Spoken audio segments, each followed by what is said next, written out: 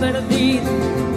Hoy hacia alguna de las formas de la muerte me pego un tiro con una palabra. 8 de la noche, 1 minuto, la hora actual en todo el territorio nacional. Estamos a través de Radio Universidad, esto es FM 94.7 y también en el dial digital en www.radio.unt.edu.ar, transmitiendo una emisión más de Desovillando Mitos, retornando al aire aquí de Radio Universidad. Buenas noches, Silvia Mahmoud y también Raúl Arévalo, ambos en conducción y producción de este espacio. Buenas noches, Pichi, ¿cómo estás? Buenas noches, Raúl. Buenas noches. ¿Cómo va? ¿Todo bien? Todo bien, volviendo, porque es nuestro primer programa después de las vacaciones de julio. Y bueno, tuvimos una semana complicada, ¿no? Vienen siendo semanas complicadas. Sí. Pero bueno, Milei vetó un nuevo aumento de emergencia a las jubilaciones, la restauración de la moratoria previsional y la declaración de la emergencia en discapacidad. Lo veta para sostener un plan de gobierno que yo opino que es un plan de ricos para ricos, ¿no? De unos pocos para unos pocos. Una semana después de entregarle a las grandes agroexportadoras y terratenientes una baja en las retenciones y en la exportación de la soja y otros granos, y carne también, y vuelve a golpear, esa medida vuelve a golpear a los grandes sectores, los sectores que siempre están castigados. Así es. Sí, bueno, buenas noches a la audiencia. Nos encontramos de nuevo después de tanto tiempo, no quizás en las mejores condiciones, con una sociedad y una economía de repente más tambaleante o convulsionada, ¿no? Todo esto que cuenta mi compañera Silvia en el marco de un plan económico que pareciera no ir de acuerdo a los discursos oficiales, ¿no? Un plan económico donde hace poco teníamos un ministro de Economía, un Caputo haciéndose el canchero, diciendo, bueno, no te la pierdas si el dólar te parece barato, diciendo... Comprá campeón. Comprá campeón, tal cual. Un Milei diciendo, gritando, el dólar flota, flota, flota, que el dólar no está regulado, que va a ir al piso de la banda, porque estamos con bandas cambiarias, es decir, que está intervenido, no está en libre mercado como anuncian por ahí. Pero lejos de ir al piso de la banda, en el último periodo el dólar tuvo una inflación sola del 40%, superior a los 1.300, y vienen hilando estrategia tras estrategia como quien parcha la bici muchas veces para poder sostener el precio del dólar alrededor de 1.300, 1.350, no sé cómo está ahora, pero bueno, con una gran preocupación de cómo eso impacta en algo que viene siendo una de las principales fortalezas de este gobierno, que es el debate o balance de la inflación, ¿no? Una inflación en la Argentina que ha estado siempre en aumento, que pareciera estar alrededor entre el 1 y 2% en el último periodo, y que, como sabemos, en nuestro país suele trasladarse rápidamente el aumento del precio del dólar en los precios argentinos en nuestro fenómeno inflacional. Bueno, respecto a esto que traes, es la primera vez, no sé en qué otro momento pasó, pero por lo menos no me acuerdo de otro momento donde el dólar oficial esté más caro que el dólar paralelo, ¿no? Y eso sí repercute directamente en precios. Ayer escuchaba a La Nación cómo justificaba en relación de que, bueno, de que esta flotación se puede dar y que puede estar en el techo, pero que al mismo tiempo no se iba a trasladar a pesos. Todos los que pudimos llegar al súper en estos días ayer, sí, estaban remarcando, o sea, vos ibas pasando por las góndolas y te agarrabas así los productos que todavía no habían sido remarcados. Y en ese sentido, lo que la propuesta para hoy es analizar cómo desde los medios de comunicación, los medios hegemónicos, tratan de naturalizar una situación que es por lo menos dolorosa para la mayoría del pueblo argentino.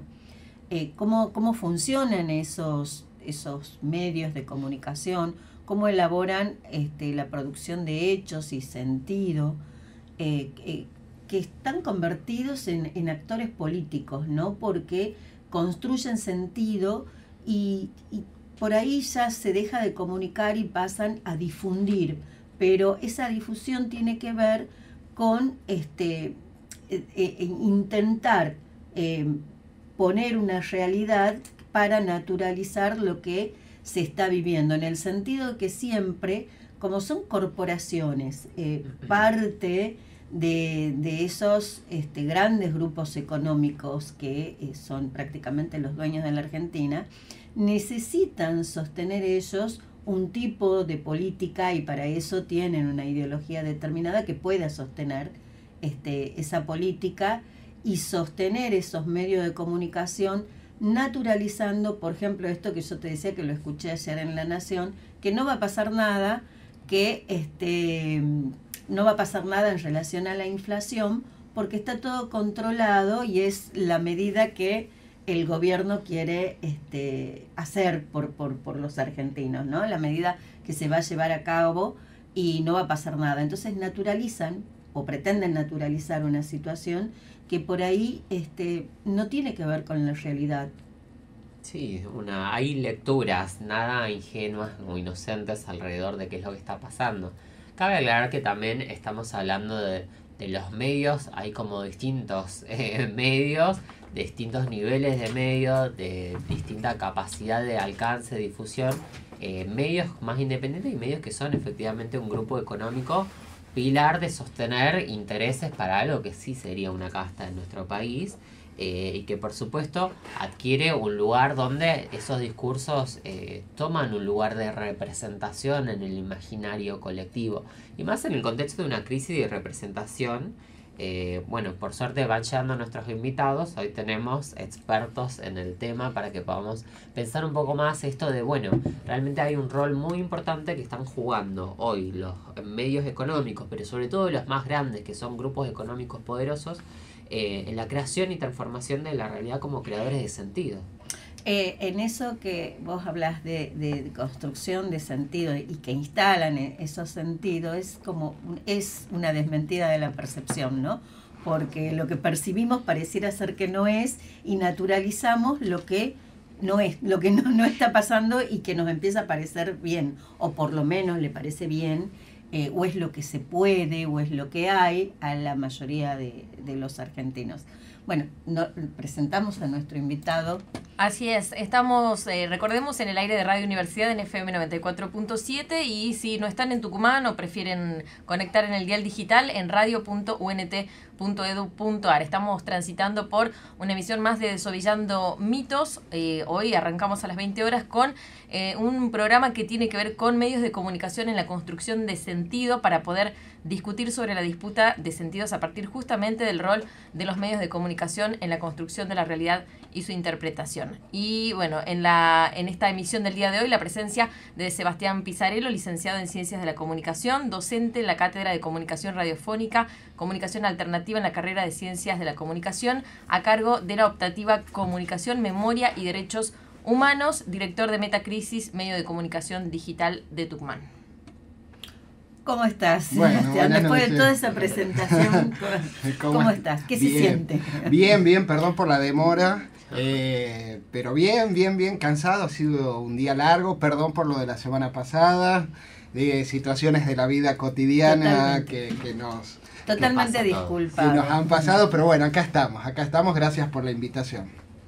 Bueno, estábamos hablando de cómo los medios de comunicación hegemónicos construyen e instalan sentidos que por ahí no son acordes a la realidad, ¿no? Se arma como un gran relato, y ese relato tiende generalmente a justificar o a cuestionar de acuerdo a cuál sea el gobierno o las políticas que se estén llevando a cabo.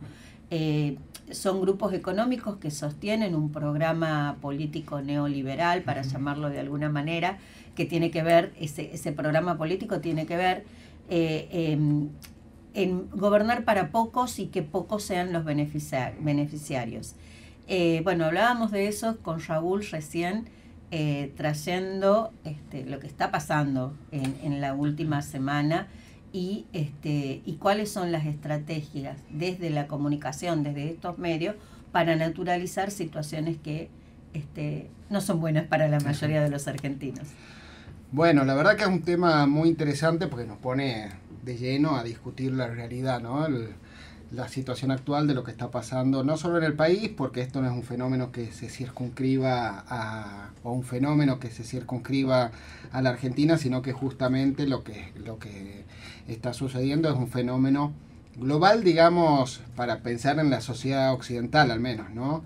Digo, pensar, ya no diría solo la influencia de los grandes medios de comunicación, ¿no? Uno piensa en los grandes medios de comunicación, Clarín, La Nación, grupos mediáticos, sino en estas grandes plataformas multinacionales que aparentan como una democratización de la comunicación, del diálogo público, del espacio público, pero que en realidad significan la privatización de nuestros espacios públicos de diálogo, ¿no? Digo, X, Instagram, Facebook, TikTok, que modelan ciertas miradas sobre la sociedad, legitiman ciertas realidades, ciertas formas de entender la realidad, y hoy estos grandes medios de comunicación, estos grandes dispositivos mediáticos, diría que hasta casi caminan detrás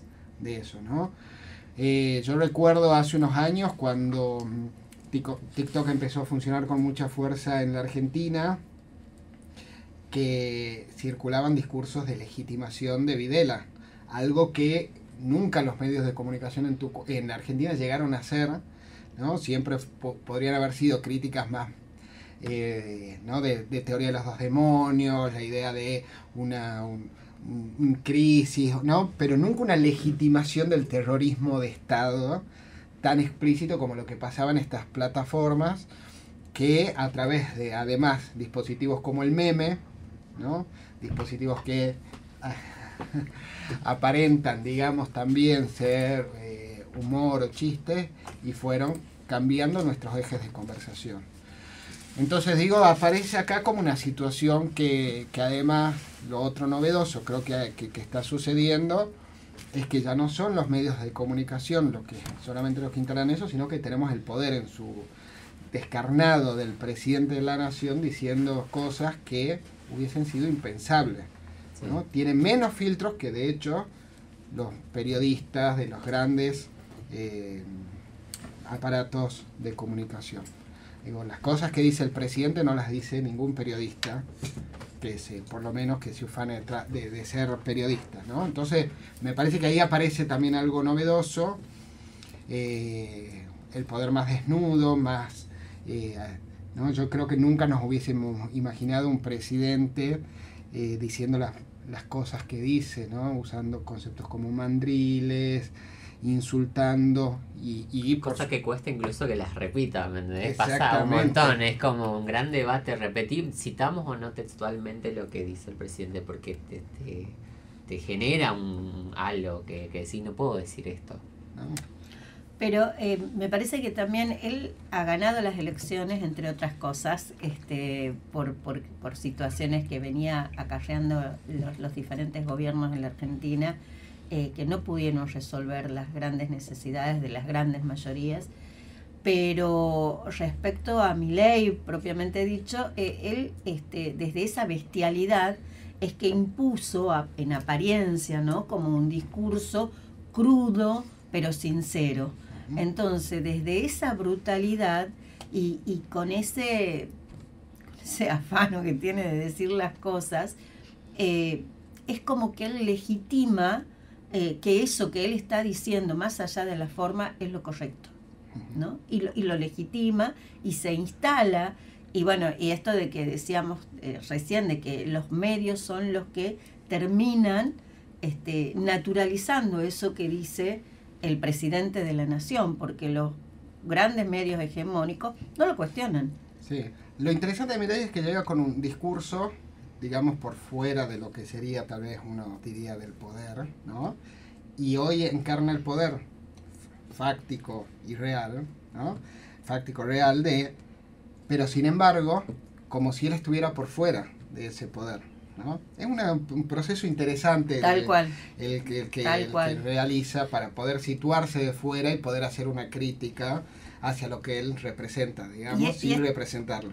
Y esto que decís se lo puede ver muy claramente con el episodio del Libra, ¿no? De la moneda esta que él la promocionó, la difundió, pero que él no era presidente en ese momento. Que sigue ese teniendo desdoblamiento. Diferentes capas. Bueno, llegó nuestra próxima invitada, la presentamos, Pichi. La presentamos como corresponde. También la invitación y la presencia de Tina Gardela, locutora nacional, licenciada en Comunicación Social, magíster en Planificación y Gestión de la Comunicación, docente de la licenciatura de Ciencias de la Comunicación de la Facultad de Filosofía y Letras entre el año 2005 y 2023 y directora también de la carrera de Locución Nacional en la UNSTA entre 1995 y 2025, actualmente docente de la Maestría Problemáticas de la Comunicación en la Universidad Nacional de Jujuy y de la especialización en Comunicación Política y Marketing de Gobierno de la UNSTA, además codirectora de la Maestría Planificación e Intervención en las Instituciones desde la Comunicación.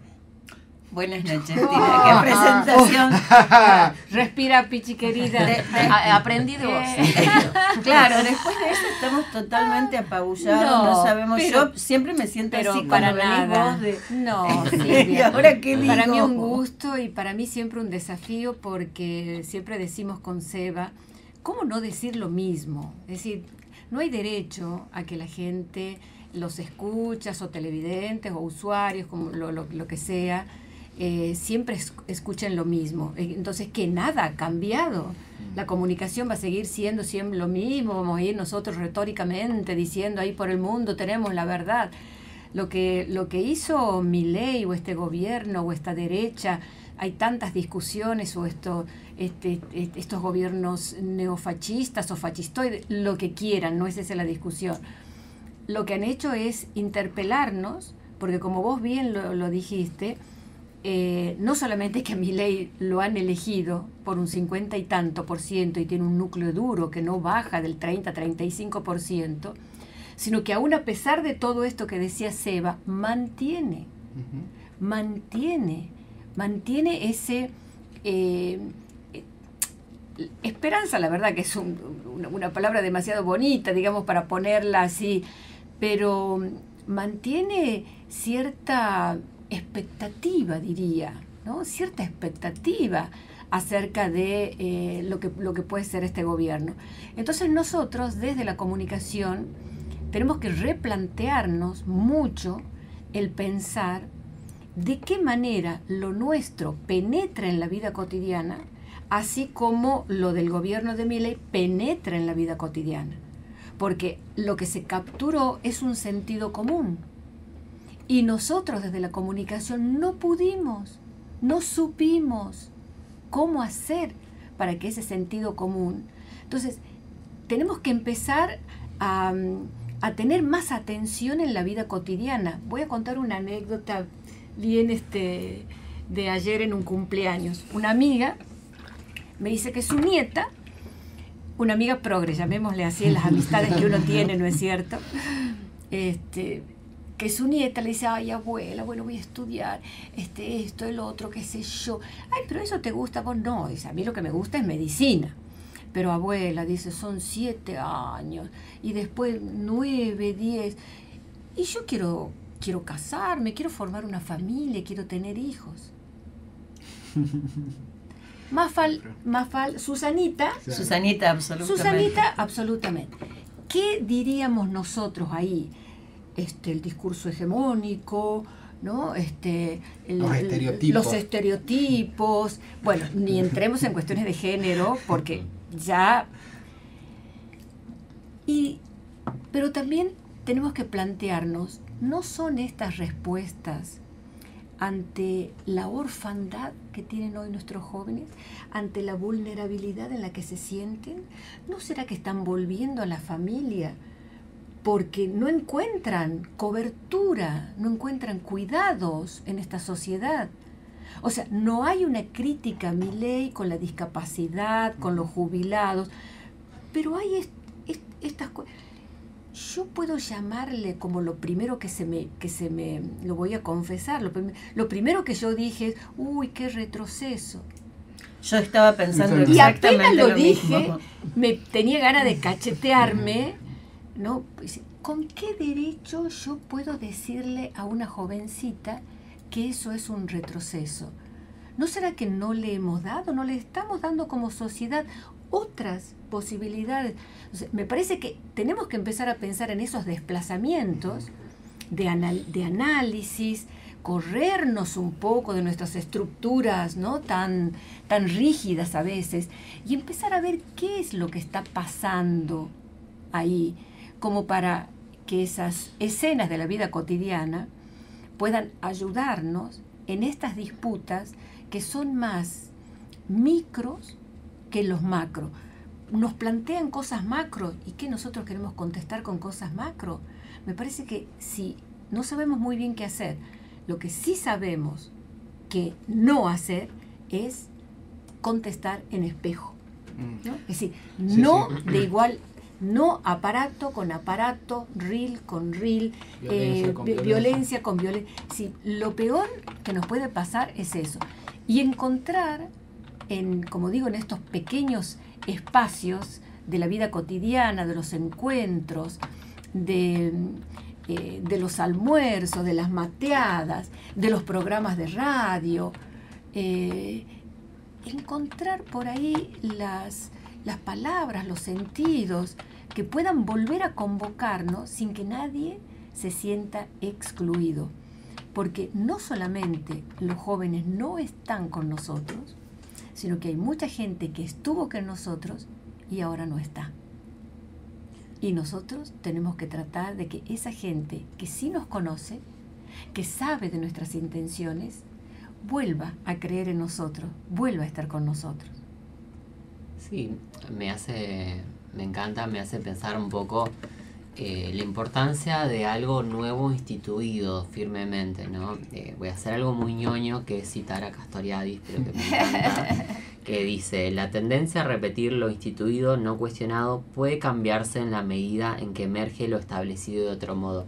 Esta anécdota de la nieta, como que lo vemos como, uff, qué retroceso. Bueno, pero en la medida en que no se haya podido instituir realmente una alternativa, que muchas veces dimos por sentado y saldados mucho debate, que nos encontramos que no, porque en algo que pareció una subalternidad, como esto que decía Sebastián de TikTok, difundiendo videos de levantando a Videla, y nosotros por ahí no la veíamos y dábamos por sentado y saldado un montón de cuestiones y debates y un solo lado, por así decirlo, tratando de hegemonizar, y hay como un retorno, lo cual nos podemos pensarlo desde el otro lado. Tampoco está perdido eso que hemos construido, hemos intentado, podemos reintentar volver a instituir y establecer como una alternativa. Pienso que la batalla es como cultural, como lo nombran, esa sí es una batalla cultural, es ideológica. Los medios para mí tienen un rol fundamental. Yo tomo el ejemplo que hizo María O'Donnell, que fue a fondo a discutir el tema de las formas. Es parte también, porque en esto de que un presidente puede decir algo que uno en una escuela a un niño le diría no repitas eso, pero lo dijo el presidente, bueno, tiene que ver un poco con qué tipo de país queremos, con qué tipo de lazo de relaciones sociales queremos establecer, ¿no? Desde la agresión, desde la dominación, desde la subordinación, desde la ridiculización, desde establecer de nuevo no un adversario, sino un enemigo que se lo elimina como un parásito, un virus, como lo dicen con esas palabras. Es distinto. Lo discursivo es fundamental para instituir otra lógica. O sea, es que respecto a esta anécdota, estoy buscando, pero no encuentro, porque hay un movimiento a nivel mundial que se está manifestando de mujeres que vuelven a encontrar en el seno del hogar la felicidad. Entonces, es un retroceso al modelo de mujer de los 50. La Stratwife. Exactamente. Así se llama. La Stratwife, sí. Entonces, es el modelo que se empieza a instituir, a instalar, y se habilita, me parece, una idea de que las mujeres... Bussi decía, cuando fue candidato a gobernador en Tucumán, que era impensado, que fue en el momento que todavía Bussi podía ser candidato, porque no había tenido un juicio justo que dijera que es un genocida, como después realmente sucedió. Pero en su campaña él decía, le devolveremos a las mujeres el entrañable y sagrado lugar de la casa, la familia, los hijos, ¿no? Porque es como un lugar instituido para las mujeres. Y eso se está instalando nuevamente. Yo quiero saber, mi amor. A esta sonando la música de Vicentico, Solo un momento. Pasaron ya 34 minutos de las 8 de la noche y seguimos con más Desovillando Mitos. Seguimos con más Desovillando Mitos y Seba, te escuchamos. No, me había quedado pensando en una cuestión. Me acuerdo de un debate que tuvo Rodolfo Walsh con Montoneros en un momento, cuando él veía que se venía la dictadura, lo escribe en las discusiones que tiene, y él les planteaba que en los momentos de crisis la sociedad suele volver a los lugares seguros, ¿no? Él decía en ese momento que el lugar seguro era el peronismo. Pero pienso, ¿cuál es el lugar seguro hoy? A donde vuelve la gente para sentirse bien, ¿no? Porque finalmente la búsqueda, y un poco también me quedé pensando en un aspecto del libro que se presentó hoy en Filosofía y Letras. Contá de qué libro se trata. Boga Boga. La comunicación como mover, sí. Boga Boga por el pescado. Sí. Ellos son de Santa Fe, entonces, bueno, es una metáfora. Con el Paraná. Claro, con el Paraná. Entonces, la metáfora es esa, la comunicación siempre bogando, digamos, buscando, abriendo cauce, ¿no? Y una de las cuestiones que tenían era lo del buen vivir, ¿no? Uh-huh. Entonces, pienso que finalmente el ser humano lo que busca es tratar de vivir bien, ¿no? En algún momento hemos pensado en el pacto democratizador de la Argentina, que con la democracia íbamos a comer, íbamos a educarnos, bueno, finalmente íbamos a estar bien, y la pandemia un poco puso en crisis esa idea, eso que veíamos tan instituido, y estamos en un momento en el que la democracia parece no alcanzar, o la democracia tal como la conocemos, no parece alcanzar para resolver esas necesidades, ¿no? Entonces creo que estamos en un momento todavía en el que, en esos claroscuros que decía Gramsci, en el que no sabemos bien ni qué está pasando ni hacia dónde vamos, ¿no? Yo creo que hay algo que todavía no terminamos de ver sus efectos en la vida cotidiana, sobre todo los más jóvenes, de la pandemia, ¿no? O sea, lo que significó el aislamiento, el ASPO en la Argentina y los efectos que ha tenido, yo creo que todavía no terminamos de medir, y todavía la sociedad no termina de encontrar cuáles son esos lugares seguros a donde volver. Entonces, tengo como hipótesis que también por eso Milei hace una cuestión de, además de todo el peso político que implica decir que la Argentina fue una potencia hace 100 años, pero una idea de decir hay algo hacia donde podemos volver, que es volver hacia atrás, ¿no? Una cosa muy rara. Por eso digo también en los sentidos múltiples que lo viejo todavía sirve, que plantea el Eternauta, cómo están tan en disputa. Nos pasa lo mismo en Tucumán con la Libertad Avanza. La Libertad Avanza en Tucumán habla de volver al Tucumán de antes. Yo me pregunto, ¿cuál es el Tucumán de antes? El modelo agroexportador. A eso se refieren. Pero, a un modelo pero ¿cómo donde... estaban la mayoría de los tucumanos y las tucumanas? Porque eso no es lo que les importa. Exactamente, ¿no? Entonces digo, ¿cómo estamos en un momento en el que, bueno, en una disputa tan grande respecto a cómo volver a vivir bien, a vivir mejor, a un buen vivir? Sí, pensaba en eso, de cuál es el modelo, porque lo de la pandemia fue una crisis muy profunda, ¿no? Donde se interpeló muchas cosas que parecía que teníamos o acuerdos o que estaban instituidas y que así iban a seguir. Pero también me parece que lo que está en crisis es un sistema, que por ahí decimos, bueno, la democracia, las instituciones que representan la democracia, que tienen un valor, que son importantes, pero en realidad lo que no cuestionamos es ese modelo, ese sistema que no da respuesta, que no satisface las necesidades de la gran mayoría. Sí, quizás, a ver, se me ocurren muchas cosas, porque hay algunos que hablan de policrisis. Yo tengo una discusión con el tema si estamos en crisis o no de este sistema, Algunos plantean que hay una policrisis porque hay una crisis en las democracias, una crisis en las relaciones sociales, una crisis en las familias, en todas las instituciones hay como distintas crisis, cuando podríamos hablar de algo más sistémico quizás, que tiene que ver con eso. Hay una autora que es Natalia Strabol, que saca un libro en el 2018-17 analizando las nuevas derechas, posterior, y habla de esto esta cosa de volver, como es una estrategia muy discursiva, muy fuerte de los movimientos más conservadores y de las, entre comillas, nuevas derechas. Trump es Make America Great Again, ¿no? Volver a hacer América grande, y un poco Milei copiando eso, que Argentina vuelva a ser esa gran potencia. Y que te habla de una fantasía, ¿no? De un poco un significante muy vacío, como que uno lo puede llenar con muchas ideas. ¿Qué significa volver a...? ¿Cuál es esa Argentina? ¿Es Argentina rica? ¿Rica para quiénes? ¿A costa de qué? ¿No? La libertad, la libertad de quién hablábamos al final, pero se arrogan eso y se quedan con eso.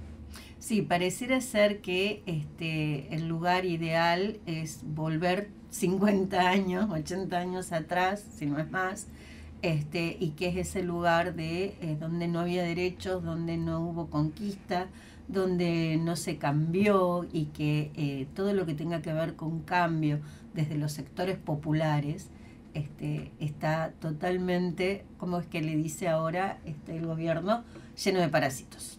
Pero también, una cosa más para cerrar esa idea nada más, yo creo que tiene mucho sentido y mucha lógica querer aferrarse a algo del pasado cuando el futuro es tan incierto. Y creo que la pandemia es un poco eso, ¿no? En una tierra donde está cada vez más explotada, donde hablamos de una crisis del 50% de la población mundial de acceso al agua en los próximos 30 años, de la desertificación avanzando muchísimo, la acidificación de los océanos, un futuro tan incierto donde hay límites geofísicos muy concretos y fácticos y tangibles, y se plantea todavía un modelo neoliberal económico de crecimiento ilimitado, lo cual no tiene sentido porque tenemos un solo planeta. Te habla de una cabeza de, y sí, no voy a pensar en el futuro, qué construcción de sentido puedo hacer en relación a lo que se viene si no tengo nada para ofrecer. Se parece mucho a un momento, porque también está la idea esa, o por lo menos el miedo a la Tercera Guerra Mundial, y pareciera ser por ahí que están toda esta disputa interimperialista y que se está dando y que va a pasar. Yo pensaba, si tiene que ver con un momento, salvando las distancias, pero cuando surge el existencialismo en un momento de las dos grandes guerras, ¿no? ¿Estaremos en un momento parecido? Estamos en un momento complicado, el mundo está, a veces hasta por consuelo cuando leemos acerca de las juventudes en Gran Bretaña, mira, es global. Qué consuelo, no son... Está pasando en todos lados. Está pasando en todo mal, de mucho consuelo de sonsos. Pero nosotros tenemos campos privilegiados. Uno es la comunicación, el otro es medios públicos y el otro es la universidad. Uh-huh. Nosotros nos tenemos que hacer cargo de esos tres campos a los que atravesamos de algún modo o por algún motivo, y nos tenemos que hacer cargo porque ya nos hicimos cargo antes. Quiere decir que tenemos cosas en latencia, y eso hay que convocarlas y crear redes, encuentros. Hay que trabajar en redes, no hay otra forma. Cuando en el proceso de sanción de la ley 26.522 entendimos que la comunicación no es de expertos, no es de quienes hacen medios, no es de las carreras de comunicación, no es de los licenciados, los profesores, doctores en comunicación, que la comunicación es un derecho humano que nos compete absolutamente a todos. Y pudimos establecer la diferencia entre derecho a la comunicación y libertad de expresión, que es uno de los temas que siempre ronda en estas expresiones, ¿no? Todo el mundo tiene derecho a decir algo, ¿no?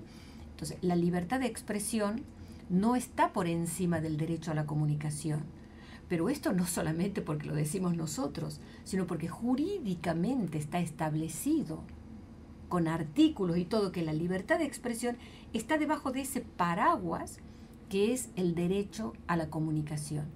Entonces, tenemos que volver a militar, no esa ley, no tiene sentido porque ha quedado absolutamente por fuera, porque no contempla ni siquiera lo satelital, todo lo que ya tenemos, ¿no es cierto?, ahora. No, pero hay que militar de nuevo el derecho a la comunicación, donde va todo esto de que si yo tengo derecho a escuchar que un presidente de la nación se dirige en esos términos. No me gusta la vulgaridad. Y no es porque sea una niña bien pretenciosa y en grupo. No, porque me altera mi eje, en el cual mi identidad, desde el cual hago un montón de cosas. A mí me afecta la vulgaridad. Y Susana Jiménez no es lo mismo que el presidente. Puedo no verla a Susana, pero bueno, el presidente ya está, ya lo tengo ahí. Entonces, volver a conversar de estos temas, para empezar a desarmar también esto de la palabra santa de los medios. Porque es cierto que tenemos Metacrisis, que tenemos medios alternativos, que tenemos Instagram o Facebook o el mismo Twitter, que dan lugar a expresiones diferentes, ¿no? Está bien. Ahora, el volumen, el peso específico, la densidad política que tienen unos y otros, y no.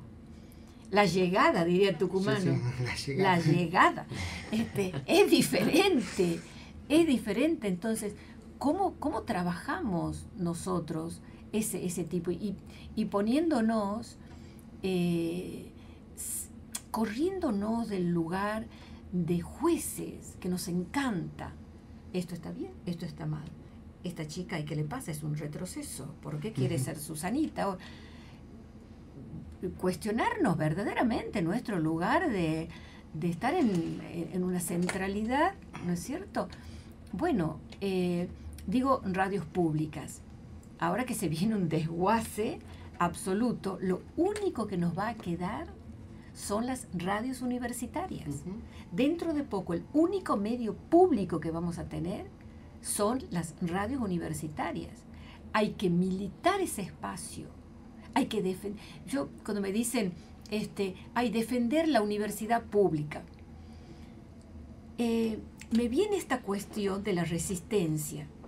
La resistencia, hay que resistir, pero la resistencia me coloca en un lugar de pasividad, que no sé si quiero. La defensa me coloca en un lugar de pasividad que no sé si quiero, porque me están atacando. Che, yo quiero atacar.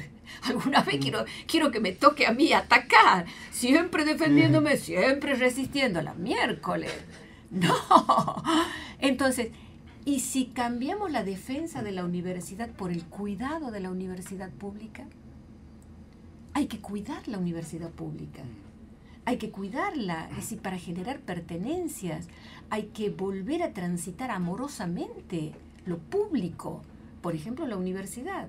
Entonces, dentro de esa universidad, los medios públicos como las radios universitarias nos van a permitir conversar, no debatir, no discutir, conversar acerca de qué sería hoy el derecho a la comunicación. Un tema que ni siquiera está en agenda. Instalemos agenda. Pasemos al ataque. Ataquemos, por favor, en algo. De hecho, es interesante que este gobierno que haya hecho, digamos, la libertad su eje y la libertad de expresión también como uno de sus ejes, ¿no? Y sin embargo, esta cuestión de pensar a la comunicación como un derecho lo han sacado de agenda. Entonces eso les habilita también a no buscar la conversación, a no buscar el diálogo, sino a buscar el ataque, la confrontación, la descalificación. Y desde el derecho a la comunicación o la libertad de expresión tiene un límite, que son los discursos de odio, ¿no? Es una discusión bastante finita. ¿Qué implican los discursos de odio? pero lo que sí está claro es que los discursos violentos y organizados que se vienen dando, y pongo el caso de Julia Mengolini como uno de los casos paradigmáticos, que han puesto todo un aparato estatal encabezado por el presidente de la nación, la figura política más importante que tenemos en Argentina, indiscutiblemente, bueno, ha puesto todo un aparato a atacar a una periodista, a una mujer, a una militante, a una activista, ¿no? Después desde esos múltiples lugares. Entonces, bueno, también eso me parece que es toda una definición de un gobierno que lo que busca es justamente, contrariamente a su discurso, es acallar la conversación y el diálogo público, ¿no? Me parece que eso también es importante marcarlo. Es muy importante esto que traes, porque es lo que se ve en la vida cotidiana, ¿no? Una persona que habla, que insulta, y que al mismo tiempo esa modalidad hace que nadie le conteste, que nadie hable, porque si no, no sabes qué te espera de parte del poder y de los troles, de cómo manejan las redes, con gente pagada, como dicen ellos, con la nuestra, y que tiende a eso, a acallar a aquel que piense distinto y que pueda construir un sentido distinto al que quieren imponer. Sí, de hecho que me parece que es un punto también que esto tiene que ver con una cuestión con una investigación que Revista Crisis hizo de milicias digitales, que no fue la primera, digamos, análisis. No sé si se acuerdan que un par de años antes en Diario AR, creo que era, o en Tiempo Argentino, intentaron hacer un grupo de periodistas un mapeo de cómo estaba organizada la ultraderecha en las plataformas, y que tuvieron que bajarla a la hora de haber salido la investigación por los ataques que recibieron. Sí. Eso. ¿Cuándo surge Metacrisis? Metacrisis surge en el 2021. Estoy pensando, ya en 2022. No, me parecía que era después de la pandemia. 2021, porque parte de lo que nosotros empezamos a discutir en pandemia, y parte de lo que discutíamos era cómo veíamos estos avances, los discursos más extremos en las que plataformas. Se empezaban a instalar. Sí, se empezaban a instalar y empezaban a pasar. Recordemos el tema vacunas y todo eso fue tremendo, ¿no? Y que pasaban desde la periferia a la centralidad, porque no es que nunca existieron esos discursos y que aparecieron, ¿no? O sea, lo que pasó es que eran discursos muy minoritarios, muy encapsulados, ciertos sectores que eran vergonzantes, digamos, alguien reivindicarlo a Videla o a un Falcón Verde, como pasó, era... Bueno, era impensado hace un tiempo. Te daba un poquito de vergüenza, al menos. Ahora eso aparece algo totalmente legitimado, aplaudido, vitoriado, celebrado. Y tiene que ver con la libertad de expresión. Creo que eso, Seba, es lo que marca la diferencia. Cuando dicen, Milei, vos sos la dictadura, Milei basura. Sí. No la rima no salía. Sí. Ahí nomás me sonó raro. Claro, Milei basura, vos sos la dictadura. Ojo, la dictadura tuvo como eje central de trabajo el terror. Ese fue su... Aquí lo que tenemos es el no avergonzarse de la crueldad. No hay vergüenza, es decir, impunemente se trabaja la maldad, impunemente soy cruel y ¿qué? Soy malo.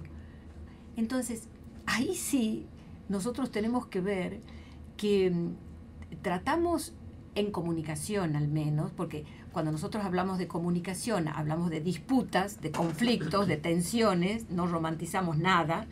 Entonces, bueno, ahí sí hablamos de una cuestión de cómo encarar, digamos, esto, ¿no? Porque es una cuestión política. Entonces, ¿cómo encarar esto de la crueldad, de la maldad? Entonces, tratamos de no ser moralistas. Tratamos de que siempre la salida sea por lo político, por una comunicación política. Y bueno, pero nos obligan a decir, che, mira, esto está mal. También nosotros nos hemos visto obligados a volver a lo moral. No, mira, esto no se hace. No, esto está mal. A veces sin contextos. Pero no, mira, esto no. este es el límite, esto no, esto está mal, chiquito. Esto está bien, esto está mal. Así, bien maestrita, esto está mal. Tener que volver a eso, no, esto no. Bueno, lamentablemente nos tenemos que ir. La verdad que hay mesas que dan ganas de seguir, ¿no? De seguir hablando, de seguir charlando, de seguir debatiendo. Porque esto del debate de ideas es lo que nos enriquece. Así que bueno. Pasaríamos un chivo antes Sí, por favor. Recordarles siempre que nos sigan en Instagram en @desovillando.nt y invitar a la audiencia. Vienen a presentar un libro para debatir este tema, justamente tiene que ver con esto, que es un libro de Rosa Nassif, el lunes 11 de agosto a las 19 horas en Sala San Miguel Arcángel, en el Consejo Deliberante, sobre Javier Milei y las nuevas derechas, una radiografía de este proyecto. Va a estar interesante para seguir la conversación ahí, me parece. Bueno, están invitados, ¿no? Muchísimas gracias. Los invitamos y Gracias. le invitamos a la audiencia. Pichi, nos estamos yendo hasta el próximo miércoles. Así es. Buenas noches y muchísimas gracias. Buenas noches.